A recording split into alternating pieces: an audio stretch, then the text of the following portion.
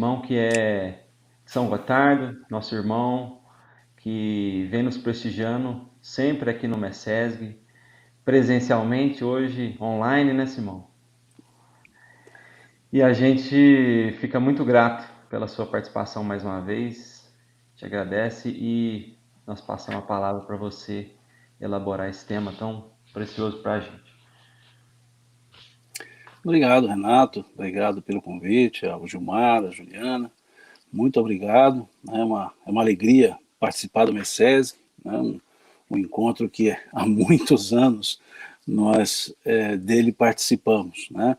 E sempre falo da minha querida São Gotardo, né? Minha cidade natal, onde aí fiquei até os meus 25 anos de idade. Então, tenho todo um carinho por São Gotardo, tenho todo carinho pelos amigos, né, e pelo espiritismo tão bem desenvolvido aí em São Gotardo. E agora participar desse MECESG virtual, né, desse MECESG moderno, né, da internet. E a gente agradece, né, por essa oportunidade de estarmos juntos, mesmo que não estejamos perto.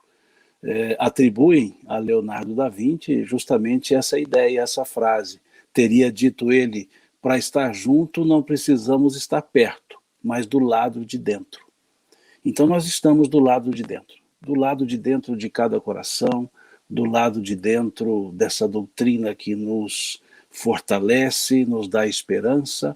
Então, por estarmos do lado de dentro do Cristo e o Cristo em nós, nós estamos juntos, mesmo que distantes fisicamente. E ouvindo aqui essas poesias belíssimas e essa última de Olavo Bilac, chamando a atenção nossa para essa ideia do Brasil, esse país continental, esse coração do mundo, essa pátria do Evangelho, nós podemos então pensar que todo o acontecimento aqui na Terra, todos os fatos relevantes aqui na Terra, eles têm um nascedouro no mundo espiritual. Pensar de maneira diferente seria desconsiderar a própria realidade espiritual. Achar que os acontecimentos significativos aqui da Terra sejam fortuitos seria desconsiderar a própria lógica da lei de Deus. Nós já estudamos no Livro dos Espíritos que nós temos dois mundos, o mundo material e o mundo espiritual. Temos diversos orbes materiais, mas os mundos nós temos o mundo material e o mundo espiritual. E como vemos lá na questão 86 do Livro dos Espíritos, a partir da questão 84, esses dois mundos interagem-se. Esses dois mundos se associam de maneira tal que o mundo espiritual influencia quase que diretamente o mundo material. Até porque nós que estamos aqui encarnados somos espíritos. Somos espíritos tal qual também são espíritos aquele ou aqueles, tais quais aqueles que estão no mundo espiritual. A diferença é que aqui nós estamos encarnados, ocupando um corpo, no meu caso até bastante corpo, mas estamos encarnados. E os espíritos desencarnados. Então, na verdade, quando dizemos dois mundos, nos referimos a duas dimensões, mas de um mundo, que é o mundo dos espíritos, sejam desencarnados, sejamos nós, os encarnados. Então, isso fica claro que essa interação entre os mundos é natural e é da natureza. Essa ideia, até de certa forma platônica, quando ele nos trazia, Platão, o mundo das ideias, o mundo dos sentidos, a episteme, que ele assim chamava, a doxa, que ele assim chamava, que o mundo das ideias, a episteme, era o nascedouro, e que o mundo dos sentidos era uma cópia mal feita, mal apresentada, mal aplicada desse mundo dos sentidos. Da mesma forma que nos falava Santo Agostinho, da cidade de Deus e da cidade dos homens. E a cidade dos homens seria uma cópia mal feita, mal aplicada, da cidade de Deus. E o Espiritismo nos fala, então, do mundo espiritual e do mundo material, Não como cópia o mundo material, como cópia mal feita, mas como laboratório das experiências práticas nossas, dos espíritos. Como vemos na questão 230 do Livro dos Espíritos. Quando dizem os espíritos que o espírito evolui na erraticidade e em conhecimento, mas só o contato com a matéria lhe permite exercitar o conhecimento adquirido. Então, estar aqui na Terra é para um exercício de toda uma estrutura de conhecimento que nós temos, aurida e adquirida no mundo espiritual.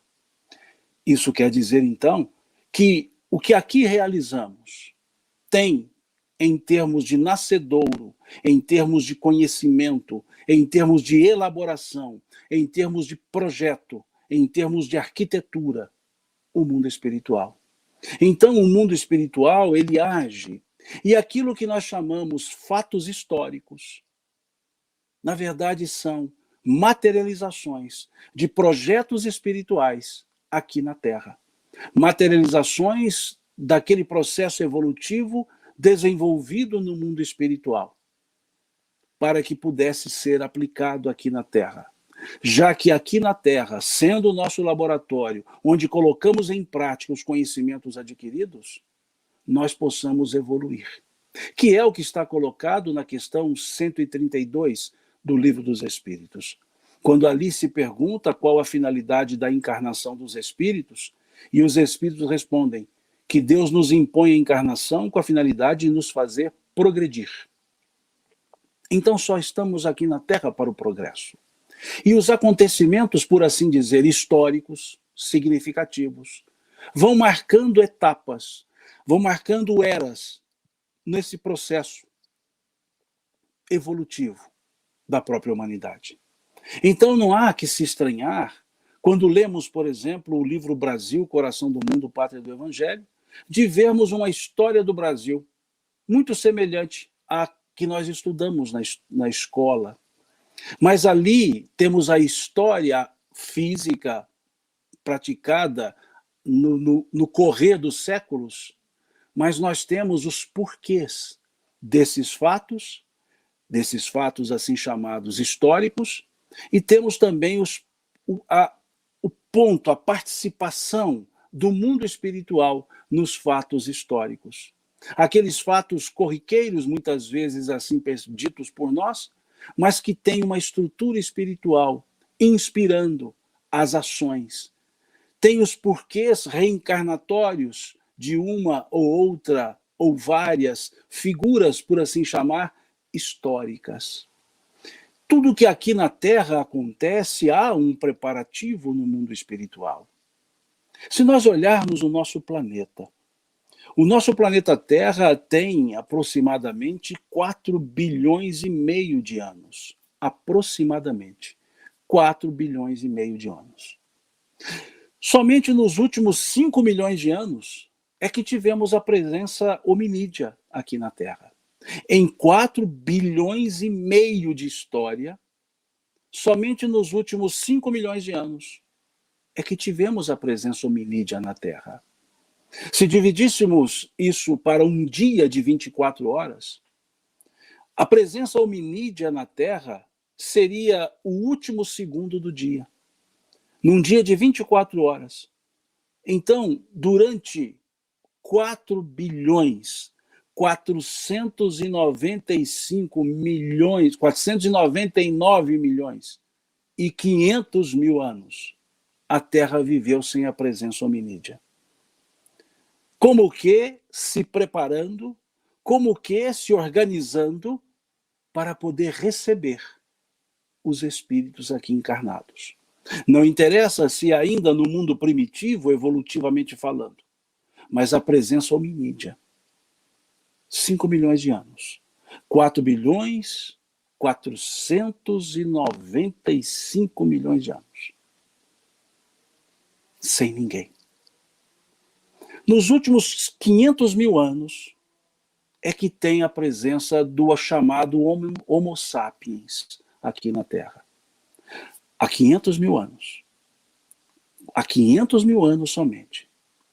Somente há 7 mil anos, mais ou menos, é que desenvolveu-se a escrita, que pôde se marcar algo, registrar algo na Terra. Vejamos o quanto de tempo foi necessário lá no mundo espiritual para organizar as condições para estarmos aqui na Terra.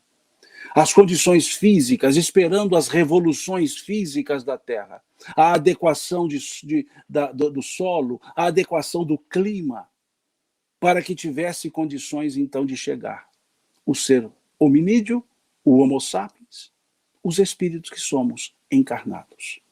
Então percebemos que tudo isso foi acompanhado pelo mundo espiritual, como nos fala Emmanuel no livro A Caminho da Luz, quando nos diz que a comunidade dos espíritos puros reuniu-se uma das vezes, a segunda vez, para justamente ajustar, a primeira vez, melhor dizendo, para ajustar a formação do planeta Terra. Que lá do mundo espiritual, essa comunidade dos espíritos puros reuniu-se para poder decidir a criação, o desprendimento da nebulosa solar e a Terra ser criada. E passaram-se bilhões de anos. 4 bilhões de anos. Milhões de anos nos últimos tempos. E essa comunidade se reúne de novo. Se reúne de novo para decidir sobre a encarnação do Cristo, a encarnação de Jesus. Esse acontecimento máximo que nós tivemos no planeta. O maior acontecimento do planeta, mais que a própria formação.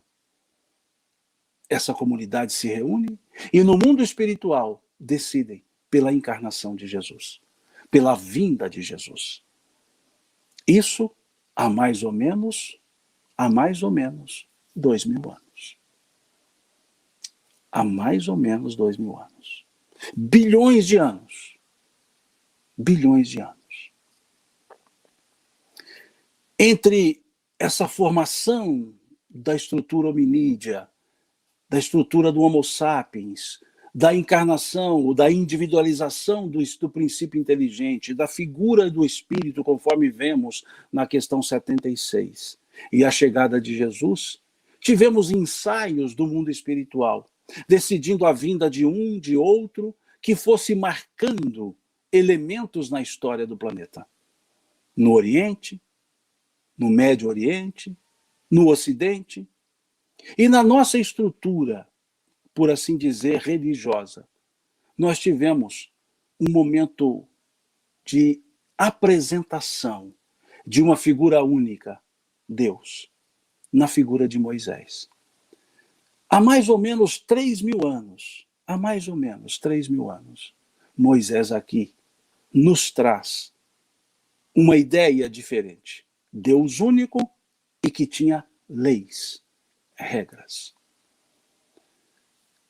Nesse povo, no seio desse povo, que Emmanuel nos fala, que foi um dos povos advindos, espíritos advindos, de uma outra estrutura, de orbe, para a Terra. Um povo que Emmanuel chama, no livro A Caminho da Luz, de povo israelita, que não significa israelense, que não significa o habitante de Israel. Um grupo de espíritos que Emmanuel nomina como israelitas. Esse grupo de espíritos trazia, segundo Emmanuel, elevado conhecimento da ciência religiosa. Diz nos Emmanuel que 4 grupos vieram para a Terra. Os egípcios, os indo-europeus, os arianos e os israelitas, que não é sinônimo de habitante de Israel. Um grupo de espíritos. E cada um desse grupo com uma característica. E esse, o povo de Israel. Os espíritos chamados israelitas trouxeram uma elevada ciência religiosa. Trouxeram, por Moisés, o monoteísmo. A ideia de um monoteísmo para o fortalecimento espiritual, como que a fortaleza espiritual. Tanto que nos textos desse grupo, que compõem o grupo velho testamentário, a ideia de Deus é sempre uma fortaleza, é sempre o El Shaddai, o Senhor dos exércitos, o Todo-Poderoso. Porque é isso que esse povo trouxe. Toda essa história aurida no mundo espiritual. E esse povo nos trouxe uma solidez em matéria de fé. Em matéria de fé, trouxe-nos a solidez. Mas, para sair de um orbe elevado para um outro orbe em processo evolutivo ainda distante daquele, como que num degredo, faltava nesse povo a humildade e o amor.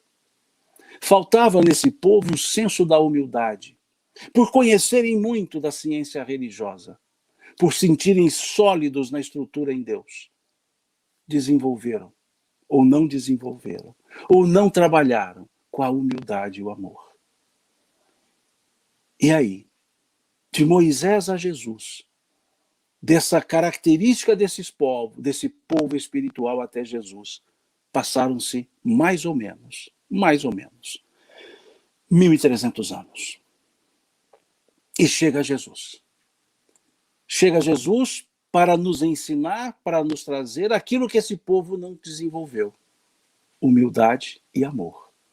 Esse povo, esse grupo teve em Abraão o patriarca, teve Moisés o legislador, mas aquela comunidade dos espíritos puros, no mundo espiritual, entendeu que não bastava esses iluminados, que não bastava os profetas, que não bastava, na linguagem oriental, os avatares. Era necessário a presença, ou era necessária a presença do Cristo. E lá no mundo espiritual, decidiram, e o Cristo aqui vem. Nasce Jesus. E nesse momento começava, por assim dizer, o desenvolvimento da maioridade espiritual aqui na humanidade terrestre.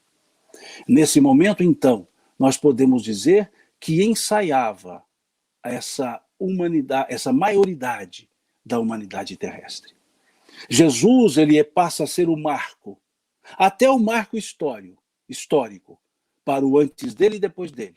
O AC, o DC, antes de Cristo, depois de Cristo, o AC/DC, não o conjunto de rock, obviamente, mas estava ali Jesus, dividindo a história, para nos dizer que depois dele, outros pensamentos chegariam, novos ensinos chegariam, e a humanidade não seria mais limitada àquele velho Médio Oriente, que a humanidade era o planeta, e que existia povos outros no planeta, e que outros tinham suas ideias e verdades também trazidas. E Jesus, então, nos traz essa ideia da humildade, essa ideia da amorosidade, como elementos necessários. E ali, naquele grupo, naquele ponto geográfico, por assim dizer, central da história e dos povos conhecidos para a época, tanto é que chamamos de Médio Oriente, está entre o Ocidente e o Oriente, ali planta-se, na linguagem emanuelina, a árvore do Evangelho. A árvore da fé viva.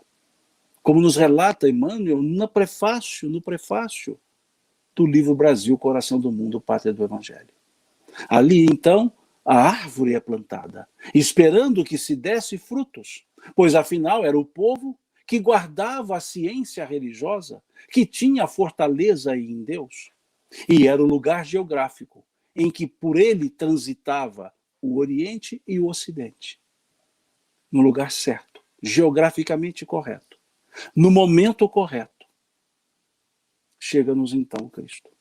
Tudo isso programado no mundo espiritual. Todos esses acontecimentos no mundo espiritual. E a humanidade caminha por um tempo. Jesus volta ao mundo dos espíritos, porque aqui ficou por poucas décadas, deixou os seus ensinos, e durante mais ou menos 300 anos, a humanidade foi trabalhando com esses ensinos, de maneira natural. Espíritos outros foram chegando, foram encarnando. Os apóstolos também foram deixando o mundo material, voltando ao mundo espiritual. E aqui chegando outros, a partir de um Paulo apóstolo, os chamados apologistas, Tertuliano, Clemente, Orígenes, São João Crisóstomo, Santo Anselmo, aqueles chamados apostólicos, pensamento apostólico, que deram os seus testemunhos de fé. Não institucionalizaram nada, apenas divulgavam a mensagem. Apenas vivenciavam e demonstravam o amor a essa nova ideia, o amor ao Cristo que estabeleceu um marco na história da humanidade. Mas, ainda por esse egoísmo, vaidade, prepotência humanos, essa era apostólica perde espaço. E começa um período de estatização. O mundo espiritual indicando pessoas para poder cuidar dos assuntos da religiosidade, para cultivar essa árvore do evangelho. Mas o egoísmo humano começa a estatizar, começa a dar conotações de César àquilo que era de Deus, na linguagem do Cristo. Começou-se a dar somente a César, não só o que era de César, mas também o que seria de Deus. E aquilo que era chamado de eclesia por Jesus, passou a ser chamado igreja e comandada pelo Estado. Durante 700 anos, mais ou menos, até por volta do ano 1000, essa estrutura. E aí, no ano 1000, por forças espirituais, novos pensamentos foram surgindo. E acontece aquilo que na história nós chamamos de cisma, divisão, cisma do Oriente. A igreja, a eclesia do Oriente, com a queda do Império Romano do Ocidente, começa a questionar esse modelo de religião estatal. E aí discutem dois itens, a iconoclastia e o cesaropapismo. Cesaropapismo, que o chefe do Estado era o chefe da igreja. Iconoclastia, culto às imagens. E por esses dois motivos, há um cisma. Há uma divisão. E nasce uma segunda estrutura, a igreja ortodoxa, a eclesia ortodoxa do Oriente. Grega, futuramente armênia, desenvolve-se isso. Numa disputa, disputando o poder, esquecendo que Jesus havia dito a Pilatos, quando Pilatos lhe diz, não sabe que tem o poder de condenar ou livrar-te? E ele responde a Pilatos, o poder que tu dizes ter, só o tem, porque foi dado por meu Pai. E esqueceu-se disso. E durante esse período, então, ainda que dois pensamentos, surgiram os abusos dos poderes, poderes religiosos. Surgiu-se a pobreza ou empobreceu-se a humanidade intelectualmente. Vários emissários do Cristo vieram tentando organizar, reorganizar, trazer de volta aquela ideia do Cristo, de um cristianismo simples, que tocasse a alma.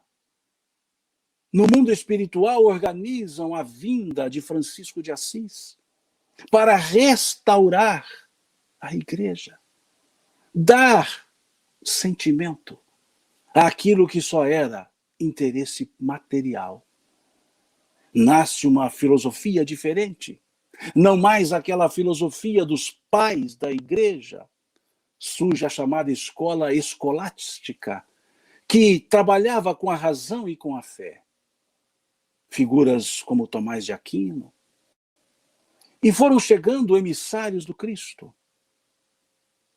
E mais ou menos 400 anos depois do primeiro cisma, da primeira divisão, o cisma do Oriente, vem o cisma do Ocidente, que foi conhecido como Reforma, lá pelos idos do século XVI, conhecido como Reforma. Em função desses abusos, e vêm emissários do Cristo, como Lutero, para tentar, mais uma vez, restaurar, restabelecer o sentido da eclesia, da igreja, que não era material, como que aquela árvore do evangelho, lá, plantada na Palestina, estivesse sem a seiva, estivesse secando. No Ocidente, onde a cultura, a filosofia, os renascimentos aconteciam, renascimento científico, renascimento cultural, renascimento religioso, renascimento comercial. Nesse bojo, tenta-se uma outra restauração com essa reforma, com esse cisma do Ocidente.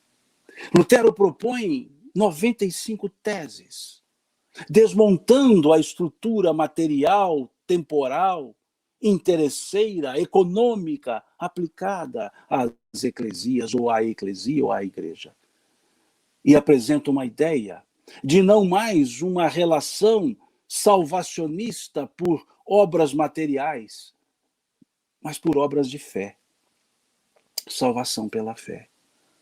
Outros tentaram, outros desenvolveram tais pensamentos semelhantes, como Johann Calvino, que também tentou, estabeleceu as suas institutas, tentou reformar a igreja. Mas aquela estrutura, aquela região, aquele momento estava carcomido. Aquela estrutura estava carcomida. Disputas religiosas, já advindas do cisma do Ocidente, matanças em nome da religião, como a noite de São Bartolomeu, em que se leva à morte física os huguenotes, aqueles que professavam uma estrutura de fé diferente, mas a perseguição política, monárquica, não queria essa estrutura temporal, essa estrutura religiosa. E perseguem.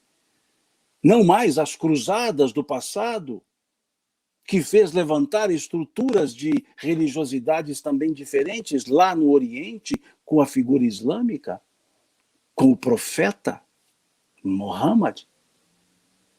Mas no Ocidente também já carcomendo, estruturas anglicanas digladiando-se com estruturas anabatistas, com estruturas católicas, com estruturas de huguenotes. E o mundo espiritual começa a buscar outros caminhos. Como que aquele velho continente, aquelas velhas estruturas, não seriam mais solos férteis para a árvore do Evangelho. E do alto, do mundo espiritual, os emissários do Cristo. Jesus chama Hillel, no nome hebraico, o Eliu, no nome grego, e começa a observar uma outra estrutura, uma outra geografia, um outro continente, para que pudesse, quem sabe, reedificar. E aí Emmanuel nos fala que a árvore do Evangelho foi transplantada da Palestina para as terras do mundo novo, que aparentemente era habitado somente por pessoas ingênuas, desprovidas dos interesses materiais, e dividida em duas estruturas: o mundo novo do norte, o mundo novo do sul.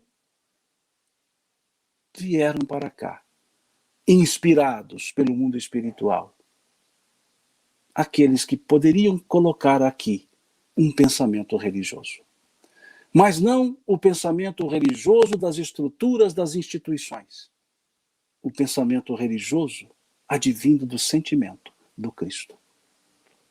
Aqueles perseguidos lá da França, os huguenotes, foram para a Escócia, chamados Quakers, e da Escócia vieram para a América. para o chamado destino manifesto. E de uma outra estrutura, de um povo simples, daquele continente já mais velho, estrutura-se a encarnação de espíritos que eram exímios navegadores de povos antigos. E nos fala Emmanuel, no livro A Caminho da Luz, que aqueles antigos fenícios encarnam-se nas terras ibéricas, Espanha e Portugal. Começam a encarnar esses espíritos que tinham conhecimentos náuticos, que conheciam a estrutura das navegações, aqueles antigos fenícios. Nessas transmigrações de povos, encarnam-se ali. E ali desenvolve-se. E esse Hilel, Elio Hilel, é convidado a encarnar. E ali encarna-se como um infante Henrique de Sagres. E cria e desenvolve o estudo náutico, a escola de Sagres, que permite o conhecimento das navegações.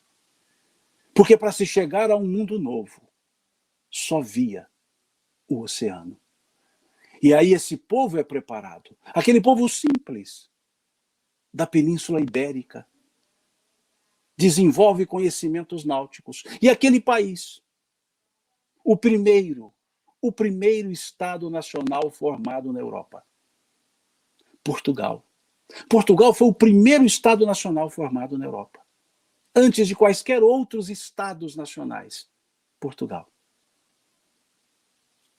E ali se desenvolve. A ponta do mar, a ponta do oceano, o istmo do continente para o oceano. E aquele povo recebe esses navegadores, esses espíritos conhecedores. E os espíritos sugerem que caminhem para o Ocidente. Sabia-se da existência dessa grande ilha no Ocidente, porque o Canadá já havia se recebido. Ensaia-se com Vasco da Gama o périplo africano para ir ao Oriente.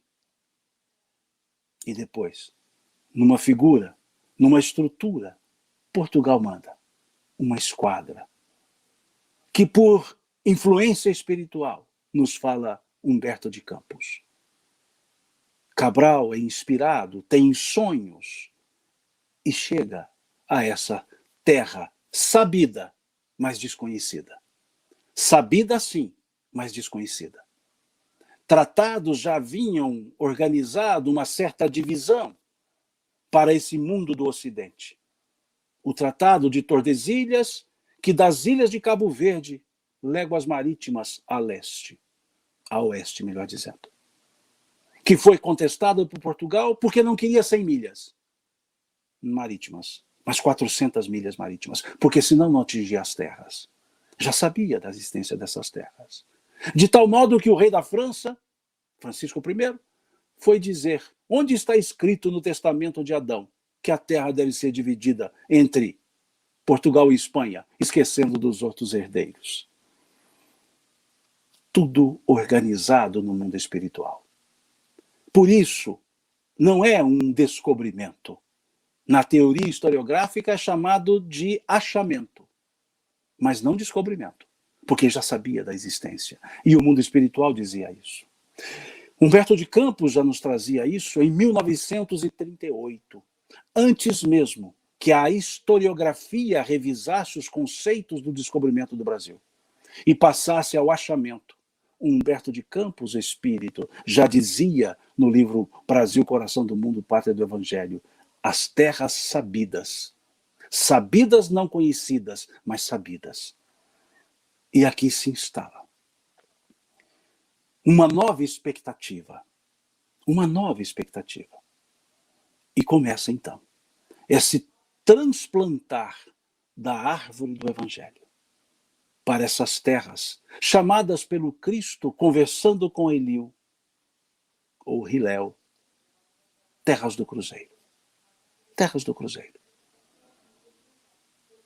E aqui então, com o solo fértil para as questões da religiosidade, a árvore foi trazida. e começou a se desenvolver. Um país novo, jovem, uma colônia. E foram chegando para cá espíritos, encarnando espíritos que pudessem dar esse segmento, seja em Portugal, seja no Brasil. E os acontecimentos históricos, as ações do mundo espiritual, cujos representantes na Terra algumas vezes se desviaram, como Napoleão, haja vista o Constante no livro Cartas e Crônicas, cujo título do capítulo é Kardec e Napoleão. Napoleão foi investido de uma missão benévola, mas desencaminhou-se. E aquilo que era para unir pelo amor, ele uniu pelo belicismo, pela força bélica. E nesse movimento napoleônico, um acontecimento histórico, aurido no mundo espiritual, fortaleceria a estrutura da Terra do Cruzeiro. A vinda da família real, fugida das perseguições napoleônicas, fugida. E aqui vieram. Vieram esses, e nessa condição de aqui estar, igualam a colônia e a metrópole, quando em 1815 cria o chamado Reino Unido. E aí aquilo que era a colônia passou a ser a sede da própria metrópole. Como que os espíritos dizerem que era preciso desenvolver uma certa independência para que distanciasse desse mundo velho, ou do velho mundo, melhor dizendo. E aí? Naquele movimento anterior de uma certa liberdade trazido por Tiradentes, um espírito que Humberto de Campos, no livro A Caminho da Luz, nos fala, um antigo inquisidor, que não conseguiu o intento por vários fatores, mas dentre outros, o fato de ele, Tiradentes, esse antigo inquisidor, ter que fazer os seus resgates. E quando ele é recebido de volta no mundo espiritual, é dito a ele que ele havia feito o trabalho, a semente, mas que seria a própria coroa portuguesa que sairia, que libertaria. E aí, então, depois desse movimento histórico, dessa condição, dessas questões em Portugal, a família real precisa voltar. E continuam aqui.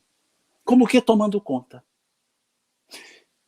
E Dom João VI, antes de voltar, ele diz para Pedro I, faça a tua independência antes que outros a façam. Isso é histórico. Isso não está no Brasil, Coração do Mundo, Pátria do Evangelho. Isso está nos livros de história. E aí, o que acrescenta ao mundo espiritual? Aquele grito de independência ou morte, diz-nos Humberto de Campos no livro Brasil, Coração do Mundo, Pátria do Evangelho. Foi sussurrado nos ouvidos de Pedro I por Tiradentes. O espírito que é aqui encarnado, Tiradentes, no mundo espiritual, incentiva, inspira a Pedro I a criar essa independência, que não foi tão independência assim, não vem ao caso, mas a mostrar uma outra estrutura, preparando o caminho para a chegada de um outro espírito, esse sim, que poderia dar um rumo mais cordial ao país. É quando no mundo espiritual os prepostos de Deus, das falanges ou da falange de Ismael, o que coordena o país, esse espírito que coordena o país, chama um dos antigos seguidores, Longínios, e ele encarna como Pedro II, conforme nos fala Humberto de Campos no livro Brasil, Coração do Mundo, Pátria do Evangelho. Com a missão de apaziguar, com a missão de, por um processo de educação, organizar. E ele conseguiu. Hoje, a história oficial revisa todos os conceitos a respeito de Pedro II. Há um livro chamado Sob as Barbas do Imperador, que nós temos o contar da história pela realidade da história e não pelos factoides oficiais surgidos na República. E resgatam essa figura serena e equilibrada de Pedro II, que cometeu seus erros, mas que, por essa forma, conseguiu que das colônias do Sul, a única que não fosse fatiada foi o Brasil. Porque as colônias espanholas, uma só, a colônia espanhola, uma só, fatiou-se em diversos países, em diversos estados. Mas aquela de Portugal ficou una. Una por causa da presença aqui, da própria estrutura para o Reino Unido. Depois, para aquela sequência da própria família real portuguesa continuar. Que a história, num primeiro momento, criticou e hoje entendeu que sem essas figuras, sem a figura de Longínquos, aqui Pedro II, nós teríamos o Brasil separado. Diversos outros países teriam surgido, com os movimentos separatistas internos, que não cabe aqui analisá-los. Mas não, conseguiu-se esse processo. O Brasil cometeu falhas, sim. Essa presença cometeu falhas, sim. Imiscuindo-se pelos processos alheios, envolvendo-se nas questões do Paraguai, do Uruguai, da Argentina, nas guerras cisplatinas, ou permitindo ainda anteriormente o desenvolvimento da escravidão, que são máculas, sem dúvida, que maculam, sim, a estrutura, mas que não tiraram do Brasil a sua condição de solo fértil para o desenvolvimento, o crescimento e a frutificação da árvore do Evangelho. Diz Humberto de Campos que o acontecimento último, que deu uma certa liberdade de andar ao Brasil, foi a República. Diz ele, melhor dizendo, Humberto de Campos, que com a República o Brasil atingiria a maioridade para responsabilizar-se por si mesmo das suas ações, pelas suas ações. E diz então que a partir dali seria a missão espiritual do Brasil. Seria ali, ou a partir dali, o coração do mundo já era, porque para cá vieram diversos povos. E foi um dos poucos lugares no mundo que os diversos povos para aqui vieram, mesmo que digladiando-se nas suas origens, aqui se davam bem. Aqui se davam bem. Judeus, palestinos, cristãos, islâmicos, aqui se davam bem. Porque aqui havia o coração, o sentimento. Mas precisava-se, então, ainda desenvolver o Evangelho. Essa árvore ainda não frutificou. Plantada está. Regada foi. Mas ainda não frutificou. Porque ainda está em processo de crescimento. Porque ainda está em processo de maturação. Ser pátria do Evangelho não é sinônimo de ser um país perfeito. Porque perfeito não era Israel quando Cristo chegou. Perfeita não era a Europa. Perfeita não era a França quando o Espiritismo lá se coloca. Não. Ser a pátria do Evangelho não significa ser um país perfeito. Se comparado a outros países, em termos de políticas educacionais, de saúde, desenvolvimento tecnológico, o Brasil pode estar muito atrás. O Cristo, quando aqui chegou, ele disse que não são os sãos que precisam de médicos, mas os doentes. E planta a árvore onde tinha potencial. E aqui a árvore do Evangelho transplantada, aqui plantada novamente, é porque há um potencial. É porque essas terras têm o potencial. No norte, o destino manifesto continua. No sul, a amorosidade continua. Aqui, por assim dizer, Não perfeito o país, não é? Mas por tradição, é um país aberto. É um país que recebeu povos diversos da Europa, da África, do Oriente, do Ocidente, os que aqui já estavam quando chegaram esses povos europeus, porque os reais brasileiros estavam aqui há mais de 15 mil anos, 10 mil anos, com o revisionismo histórico da chegada do Homo sapiens nas Américas, já estavam aqui. E desses desvios históricos, erros históricos, como João o Batista foi dizer, quando os fariseus se vangloriavam, dizendo, somos filhos de Abraão, o Batista, conforme grafado no capítulo 3 do Evangelho de Mateus, o Batista foi dizer, vocês se vangloriam, dizendo, são filhos de Abraão, mas se Deus assim desejar, dessas pedras, ele faz filhos de Abraão.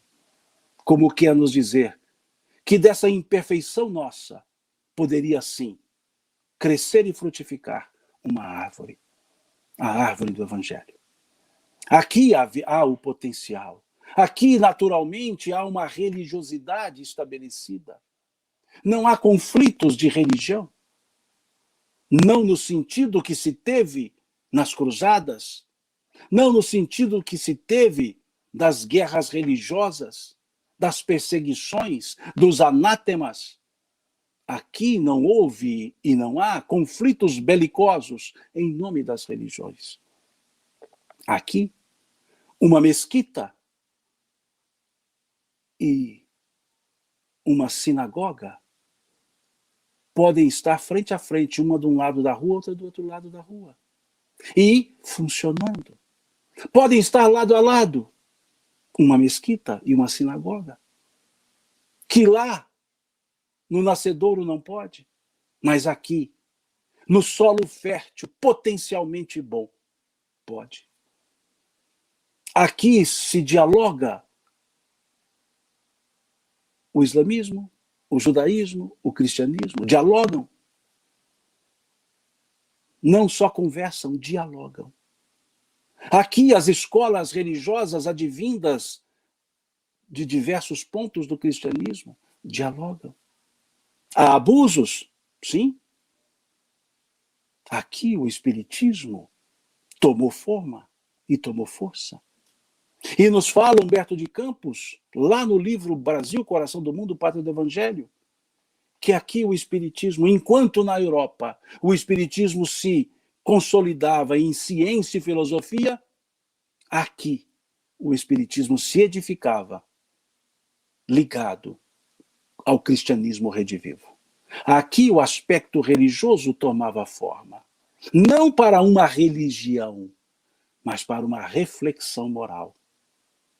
E abre um capítulo especial para a figura de Bezerra de Menezes, o livro Brasil, Coração do Mundo, Pátria do Evangelho. Um dos mais fervorosos discípulos do Cristo da falange de Ismael. É convidado para aqui vir, para exemplificação.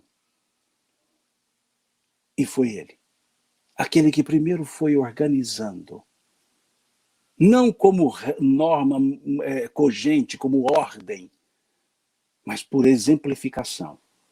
Foi mostrando o real sentido do pensamento espírita.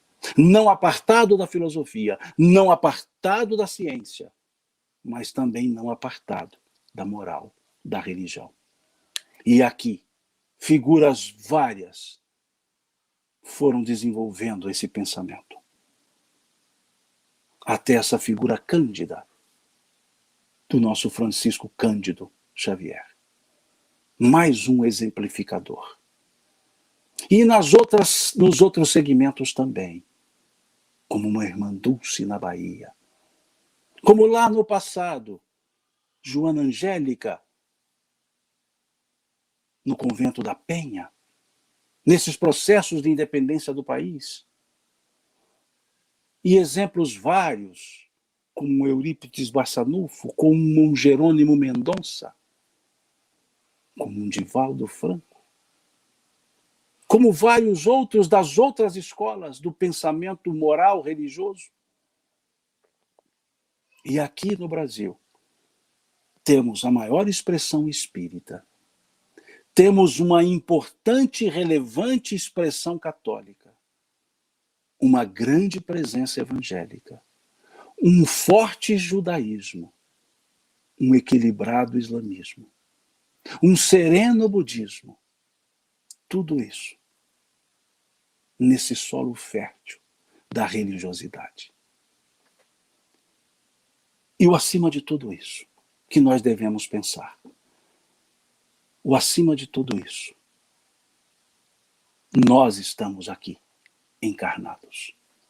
Nós estamos encarnados. Nós somos os responsáveis, nós, os 200 milhões de brasileiros, somos os responsáveis para que essa árvore frutifique, regando-a, trabalhando no solo, pondo a mão na charrua, como disse o Cristo, e olhando para frente, servindo. A exemplo de muitos, servindo. O ponto fundamental não é o Brasil ser, é nós contribuirmos para a frutificação da árvore do Evangelho. E nós aqui estamos.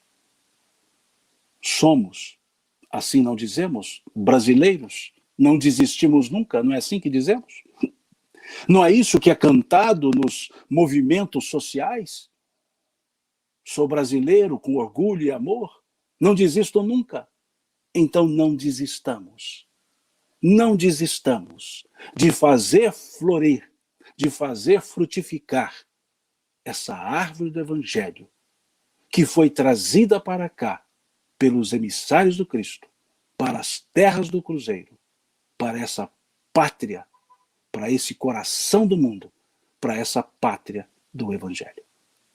Agradeço mais uma vez o convite que me foi feito para estar aqui no MECESG, com alegria, virtualmente, com alegria. Muito obrigado mais uma vez ao Gilmar, ao Renato, à Juliana, pelo convite e pelo carinho de tão bem ser recebido quando aqui estou. Deus abençoe a todos, Deus lhes pague. Simão, muito obrigado pela colaboração, por trazer para a gente essa reflexão em cima desse tema, enxergando a nossa pátria do Evangelho como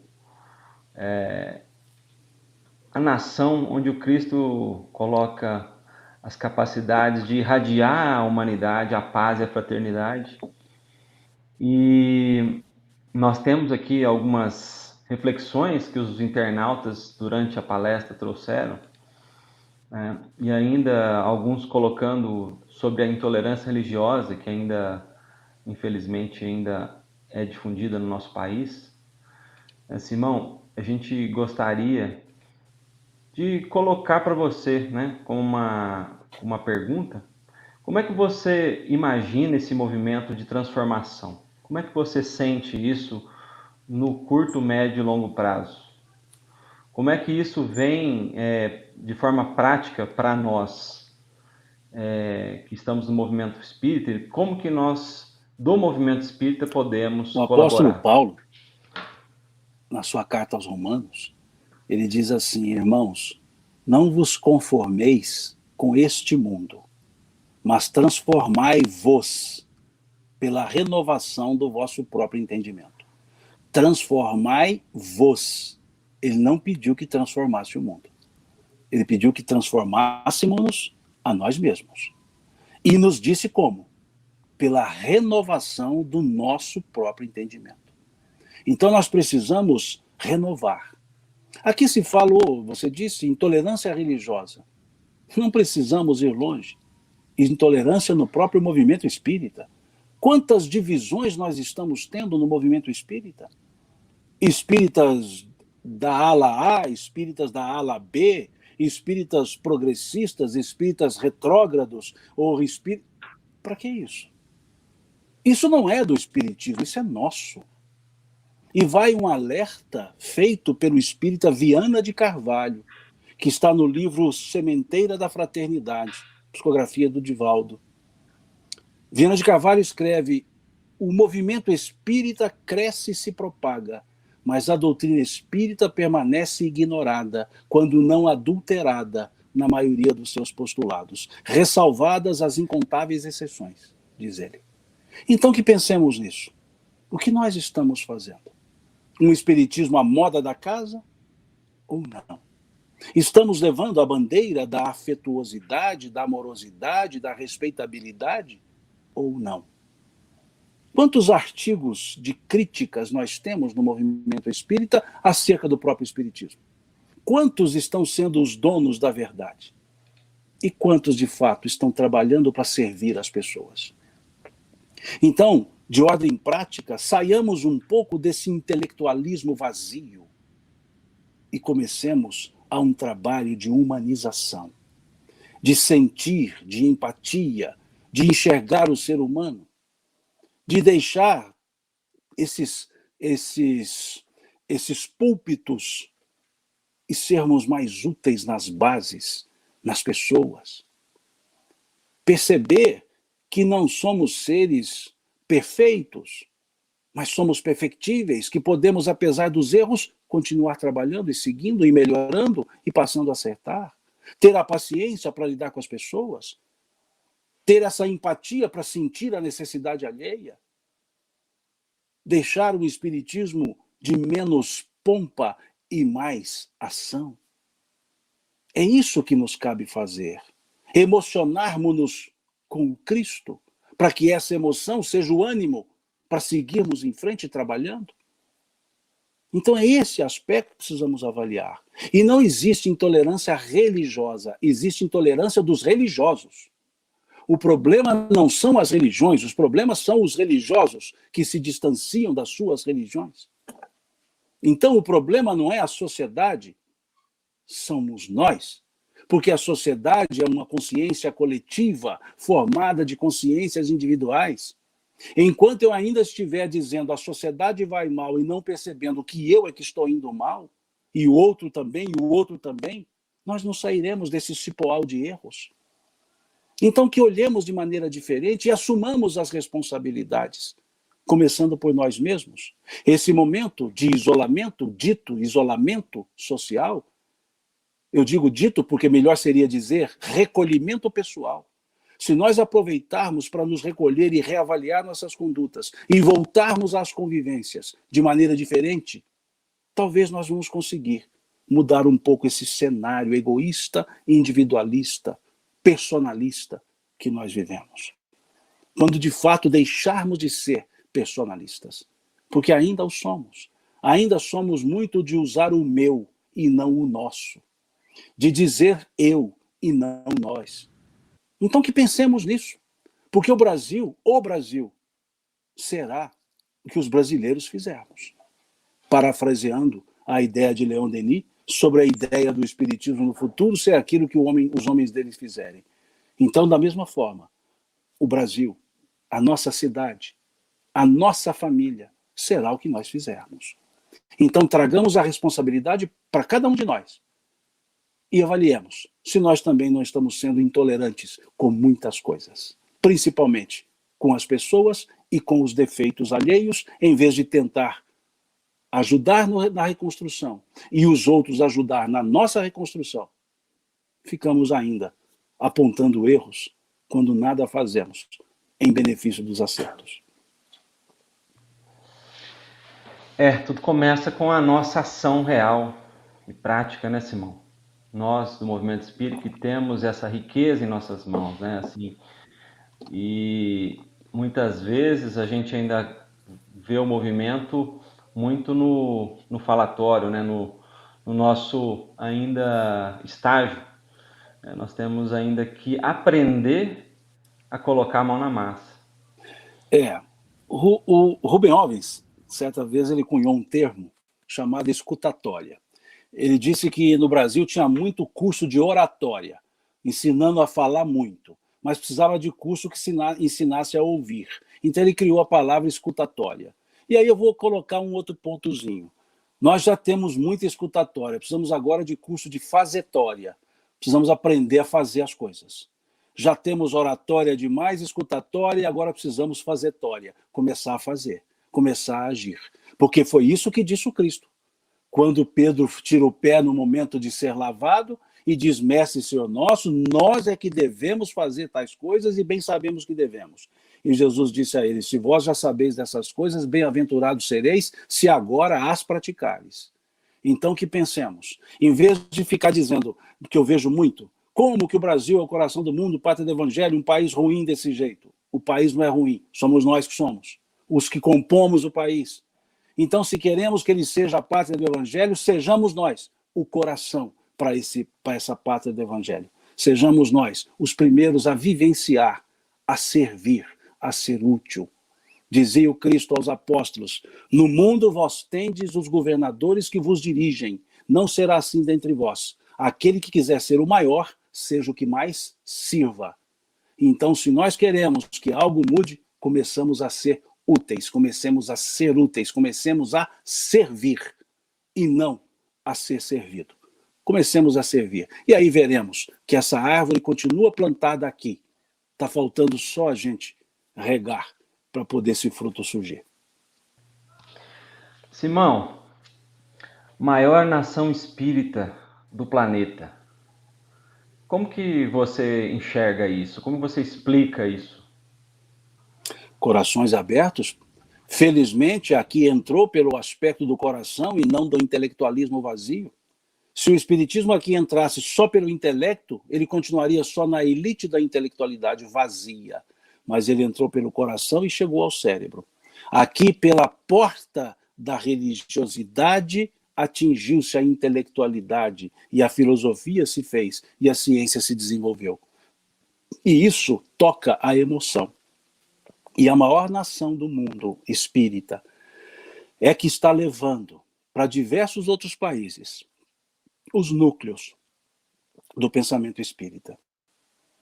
Se nós olharmos por esse mundo afora, nós veremos vários pequenos grupos espíritas, com 5, 10, 15, 20 pessoas, quando muito cheios, mas espalhados em diversos locais. Então, sim, essa nação está espargindo isso. E, infelizmente, alguns colocam que isso é um igrejismo. Não, igrejismo é o que tivemos no passado. Isso se chama religiosidade. Isso se chama espiritualidade. Melhor esse caminho do que a frieza de uma intelectualidade vazia, só cheia de conhecimento e zero de consciência humana, consciência existencial. Melhor esses que põem a mão na massa e que talvez não saibam recitar partes do Evangelho ou do Livro dos Espíritos, do que aqueles que sabem de cor, mas guardam nas instantes aquele conhecimento que deveria ser utilizado para servir ao outro. Felizmente, o Brasil fez diferente. Os espíritas fizeram diferente aqui no país. Seguindo talvez aquela mensagem, aquela história contada no livro Contos e Apólogos, o candidato intelectual, que encontrou com Jesus e fez uma série de perguntas, sempre da intelectualidade, para segui-lo. E Jesus respondendo e deixa de responder. Até que o jovem pergunta a ele e diz a ele, Senhor, por que não me respondes mais?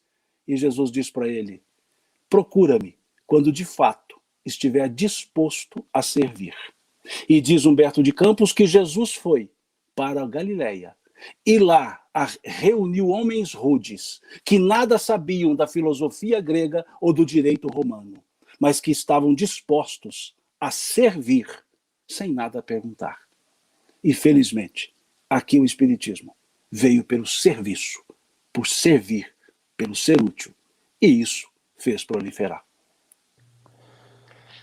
Simão, muito obrigado mais uma vez, em nome dos organizadores do MECESG, da Comunidade Espírita de São Gotardo, que é a sua terra também, onde seu avô começou um centro espírita, com aqueles desbravadores aqui do início do Espiritismo em São Gotardo.